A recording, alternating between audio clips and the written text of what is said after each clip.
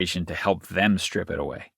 The way we communicate and interact with athletes, and the way we teach them to frame high-pressure situations, is critical to how they will perform in the short term and oftentimes influences whether they continue with sport over the long haul.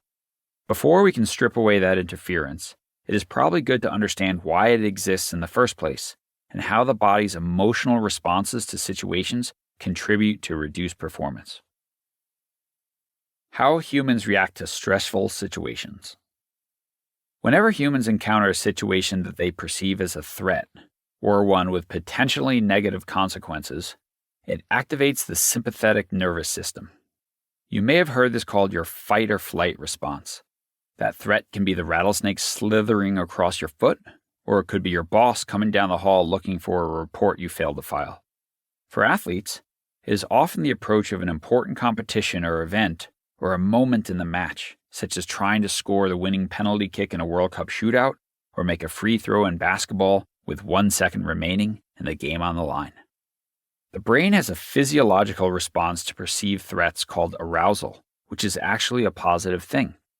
Arousal is preparing your body to respond to the situation, including the release or suppression of hormones, a raising or lowering of the heart rate, and reduced blood flow to certain organs that will not be in use.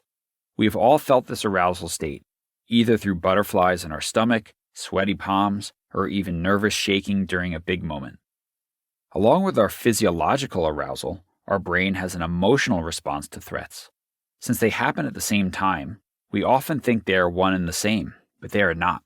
For many athletes, this emotional response has negative connotations.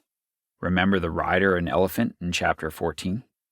Their increased physiological arousal leads to negative emotional appraisals of that arousal. This leads to what psychologists call maladaptive physiological responses. The body cannot process oxygen as efficiently. The brain becomes hyper-focused on other potential threats.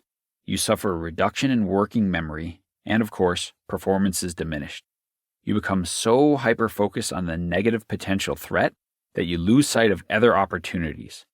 This fixation on the negative may be okay when you encounter a grizzly bear in the woods, but it does not help when trying to make a penalty kick in a World Cup shootout. Gilles Jourdain